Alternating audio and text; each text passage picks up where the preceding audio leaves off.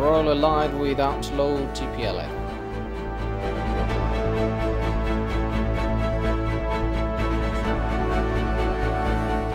And former ambassador urged Ethiopians to struggle for democracy during the next election.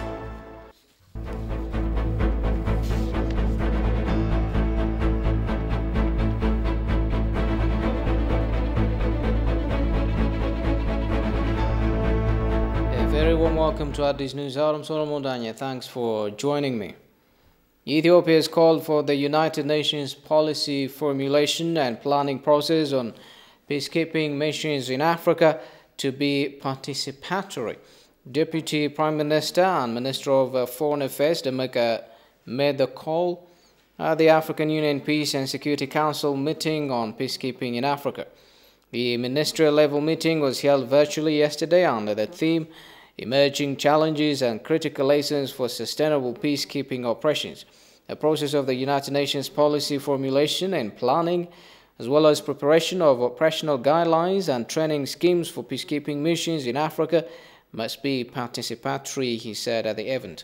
According to the mega, participatory policy formulation would help the AU-PSC and the AU Commission to contribute from their informed perspectives about facts on the ground.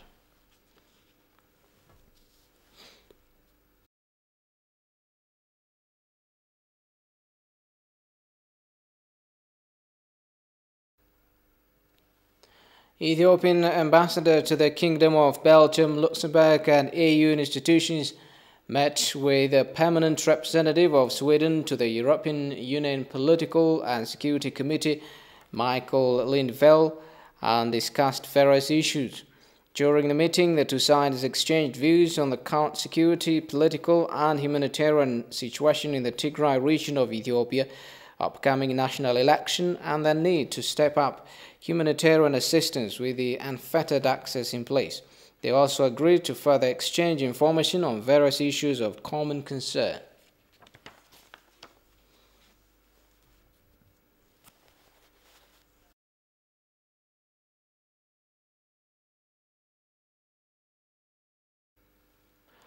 Leaders of various political parties accused Egypt and Sudan of tirelessly conspiring to destabilize Ethiopia, aiming to interrupt the second water filling operation of the GERD. The politicians urged the general public to stand in solidarity against the ambitions of these two nations. Abtam Washagri has more. According to the politicians, Egypt and Sudan are working to destabilize Ethiopia and a bit to create havoc so that the nation will fail to succeed in its plan of second water filling of the multi-billion-dollar dam GERD. The leaders told the Ethiopian news agencies that the downstream countries that are against the construction of GERD are also trying to thwart the second water filling of the GERD. Senior advisor of the Tigray Democratic Party, Gidey Zeratzion, called upon the general public to stand in unison against Egypt and Sudan. ጠላቶቻችን ያው እንግዲህ እንደምታዩት በተለያየ መንገድ ነው እየመጡብን ያሉ It is evident that our enemies are cornering us at this hour of difficulty. Egypt and Sudan consider now an opportune moment to create huge havoc in our country. They are planning to create instabilities and conflicts by targeting our flagship project. TPLF agents and strategists have been working hands in gloves with these nations. We have to take maximum care by understanding the recent attempt by foreign powers to intervene in the nation's domestic affair. Thus, I personally believe that we have to avoid any conflict by prioritizing our country. Prosperity Party senior leader Yaret Teshome for his part said it is critical to solidify the nation's sovereignty by implementing the second water filling operation effectively. የህዳሴ ግድብን የሚመለከትበት ሁኔታ ጉዳዩ ያሻራ ጉዳይ ነው ጉዳዩ የሉዓላዊነት ጉዳይ ነው The GERD for us Ethiopians is an existential matter. What matters now is therefore to effectively conduct the second filling of this flagship project. For this to happen, let's narrow our differences and unite. Thus, the GERD is a symbol of sovereignty, fingerprint and dream of all Ethiopians. Egypt and Sudan, according to the politicians, are politicizing and sensationalizing the issue of GERD. ኢትዮጵያ ልትሻገርባቸው ከምትችላቸው ከምርጫ ጋር ከህዳሴ ግድብ ከመሙላት ጋር Egypt and the Sudan are trying the issue of GERD with the upcoming election and water filling operation concerns. But by doing so, they are trying to violate Ethiopia's sovereignty. Egypt and the Sudan both face stern opposition from their citizens. Egypt's LCC faced numerous turmoil, and same is true with the Sudanese leadership. They are both trying to divert the attention of the public. ስለዚህ እንደዚህ ዘላቂ የሆነውን ችግራችንን በየቤታችን መፍታት እንጂ የቤታችንን ችግር ወደ ሌላ ለማሻገር መሞከር ከሳምንት ያለፈ እድሜ አይኖረውም እንደ ቀጠናም እንደ ሀጉርም ችግር ውስጥ የሚከተን ነው የሚሆነው ስለዚህ ተከባብሮ መኖሩ ነው የሚበጀው Ethiopia is undertaking preparations to undertake the second water filling operation and the testing of the two turbines early electric generation activity in the coming rainy season. Former Deputy Director General for Africa at the Ministry of Foreign Affairs of Israel called upon Ethiopians to struggle for democracy, particularly during the upcoming election slated for early June. In an exclusive interview with ETV, the Deputy Director General Avi Granot further said democracy plays a very important and crucial role in promoting good governance and national development. Gassan Jani presents the reminder of the story. Granot said almost every nation, rightly or wrongly, freely or compulsively, wants to be seen as democratic, even so the political system bears no semblance of democracy. Fight, as we do now, for example, as we do now, we have upcoming elections in Israel. We have a bitter fight. It's a political fight in parliament. In parliament. Sometimes it is nasty, sometimes it is ugly, sometimes they use terrible language, but eventually the ballots will determine, not the bullets. Now, the struggle for the different ethnic groups, the different provinces, 9 provinces, Meles Zenawi was right in understanding the need to form a federation. Okay. And I remember discussing with him years ago. Okay. And regrettably, he said then, some of the states did not accept the new rules of the game and refused, for example, to join the elections for parliament. And he said, I will never forget that. We went to the opening of parliament all the time. All the ambassadors were invited, and we had an opportunity to talk to the late Prime Minister Meles Zenawi. And we asked him, we said, you know, Parliament is not a fair representative of the whole population. And he said, it's not my fault. According to the ambassador, democracy plays a very important and crucial role in promoting good governance and national development. Because we believe that the economic link, at the end of the day, between us and the African continent is the basis to our relationship. The events in Ethiopia, the developments in Ethiopia, and I have to tell you honestly, Fasil, this is a process which reminds me slightly of our own growing up in Israel. People throughout the world don't know that the beginning of formation of a democracy is a very painful one. He also called upon Ethiopians to critically examine the challenges and prospects of democracy and national development, highlighting the uniquity of electoral malpractices in Ethiopia and the previous regions. Of course. What I'm trying to say is that the building of democracy in Ethiopia is basically democratic only since 1995.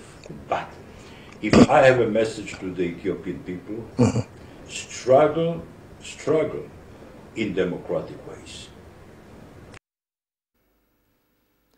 In a statement issued today, Office of the Prime Minister recalled that the dominant group within TPLF violated the constitution and other basic laws of the land in attacking the defense forces, which are the hope and pride of the country. In fulfilling this obligation, the federal government took legal action against the TPLF criminal clique, the statement said. Here is the full statement. Today's statement from Office of Prime Minister reads, "It is an established fact that the dominant group within TPLF violated the constitution and other basic laws of the land in attacking the defense forces, which are the hope and pride of the country. Even prior to the attack, the perpetrators had engaged in various illegal activity that threatened the peace and unity of the nation. Breakdown of peace, death, displacement and communal instability have been the results of direct and indirect crimes committed by the TPLF clique. The unlawful TPLF group committed a treasonous act against Ethiopia, considering the federal government's patience and attempt to resolve matters peacefully as a weakness. In particular, the massive attack on our defense forces is a crime that threatens the very existence of the country. The situation was imminent, forcing the government to take appropriate legal action. When such things happen, it is clear that the government has both moral and legal obligation to take appropriate rule of law enforcement action to protect the sovereignty and security of the country. In fulfilling this obligation, the federal government took legal action against the TPLF criminal clique. The action taken has eroded the illegal military setup of the clique, which has been a major threat to our country and the region. Some of the key leaders of this group have been arrested and brought to justice, while the rest have been weakened and become fugitives. In accordance with the Constitution as well as the decision of the House of Federation, a provisional administration has been established in the region. The federal government is also working to rebuild the region and rehabilitate the victims of the conflict instigated by the clique. This reconstruction and rehabilitation work require the efforts and support of all. It is to be recalled that the government called on all Ethiopians as well as the international community to take part in rebuilding Tigray. Ethiopians who originated from the region are among the prominent actors who could play an irreplaceable role in reducing the human and material damage and making the region a better place for governance and development. Some of these citizens, however, had taken up arms and went into battlefields, either being swayed by TPLF propaganda or forced by the illegal group. Nevertheless, the government recognized that natives of the region are not the main culprits. The government strongly believes in handling the matter patiently, with the understanding that patriotic natives who were not involved in the looting and plundering rather opposed the government at the instigation of the destructive group. Therefore, the government believes that the participation of various parties is crucial to strengthen national unity and rebuild our common values, solidarity, and infrastructure damaged by the destructive group. As a result, with the exception of senior TPLF military and political leaders who are suspected of being involved in the illegal attacks and related crimes and against whom arrest warrants has been issued, other citizens and natives of the region are called upon to return to their villages and homes within a week and join the community. In such a way, citizens that are natives of the region who decide to detach from the destructive group and refrain from engaging in destructive activities are asked to resume their normal lives and live peacefully without any legal liability. The relevant security, administrative and law enforcement agencies have been provided with the necessary resources to welcome and cooperate with these citizens. The government is calling on senior TPLF military and political leaders who are suspected to have played a key role in the crime to surrender peacefully to law enforcement agencies. The government calls on these leaders to do their part by learning from the devastation and damage so far, presenting themselves to justice, preventing further national loss, and not shedding the blood of citizens in vain. TPLF's top military and political leaders who do this will save themselves from severe punishment and prevent misery of their people. However, to the senior military and political leaders of the TPLF who do not respond to this last call to bring themselves to justice, the government states in advance that all necessary measures will be taken to enforce the law. Ethiopia says it has taken concrete steps to address any human rights abuses that have occurred within the context of the conflict triggered by the TPLF. This was disclosed when the Ethiopian embassy in London issued a statement regarding the story made by Channel 4 News on sexual violence against women in the state of Tigray. Emmanuel Jorge presents the statement as follows. The statement said the embassy remains deeply concerned by allegations of the use of rape as an instrument of war. The government, the statement read, maintains a zero-tolerance policy towards rape and sexual violence, which constitute grave violations of human rights, and is treating these allegations with the utmost seriousness. Since the law enforcement operation began, the government of Ethiopia has taken concrete steps to address any human rights abuses that have occurred within the context of the conflict triggered by the TPLF, and has made its position unequivocally clear concerning human rights violations committed in the Tigray region. In line with the government's commitment to uphold the rule of law and bring to account any perpetrators of these crimes, special task forces have been deployed to Tigray in recent weeks to carry out investigations on the ground aimed at establishing the facts. Furthermore, the Ethiopian Human Rights Commission, an independent body, has also been investigating in the region and routinely has been releasing its findings. All women and girls across Ethiopia should be able to feel safe in their homes, free from fear of all forms of violence and abuse. We would like to reassure Ethiopians, the international community, and development partners that the government of Ethiopia is committed to enabling a safe and peaceful country in which the rights of women and girls are protected and the rule of law is ensured. Any serious violations committed against citizens will be thoroughly investigated, and the government will spare no effort in bringing the perpetrators of crimes against humanity and crimes against the state to justice. And finally, economists blame the soaring inflation as well as rising cost of living on political and economic reasons. They reiterated that the government must desist from blaming traders and resolve the problem by using various rectifying measures. Saying there are various actors sabotaging the economy, they urged the government to take stern measures against such actions. Goshamal reports. Over the past 3 years, Ethiopia has seen instability here and there. Thus, the lives of many people were disrupted. And now, the people are being severely affected by the galloping cost of living. The latest report from the Central Statistics Agency shows that the average price change of goods and services in February alone grew by 20.6%. Reflecting their view on the matter, economists approached by TV said the current skyrocketing inflation rate and cost of living is caused by political and economic crisis in the country. There's a combination of economic and political reasons. As I said, the political reasons are usually tied up to security issues, but also to issues related to government choices in terms of, for example, withdrawing subsidies. This is more of political, actually, decision rather than economic decisions. The economic aspects, again, are tied up also to securities. People cannot get, or traders cannot get inputs actually for their manufacturing plants, and so it's very difficult actually. Where we have always conflicts, when you have some interventions by the government, which is primarily politically driven, then there will be instability, be it in the production system or in the supply chain, of goods and services from one place to another. According to the economists, the recent price hike on fuel has exacerbated the problem as has injected money. Yes, the fuel increase has contributed, but as I said, the prices has been going on for quite some time. There's also another component actually is also the government's printing money also to cover part of its costs and expenses has also contributed to the hike in prices. So there are a variety of reasons why the prices has been increasing and has stayed up actually here in Ethiopia today. The economists called upon the government to take serious measurements against economic sabotages inside and outside its formal structures. The first proper assignment the government has from the public is to regulate and control those who are playing in the market. That's what we wanted the government to do, be it in the inputs market, in the product market, in the finance market.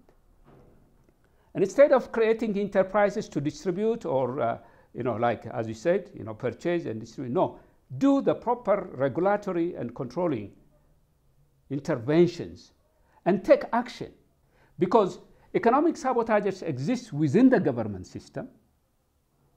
Economic sabotages exists within the population, and economic sabotages come from outside and exist in the country through different multilateral and bilateral institutions. Both of them agreed that the government should resolve the issue on its part before pointing fingers at traders alone. Instead of politicizing, the Warada Bureau of Commerce and so forth talks about they are not able to control this.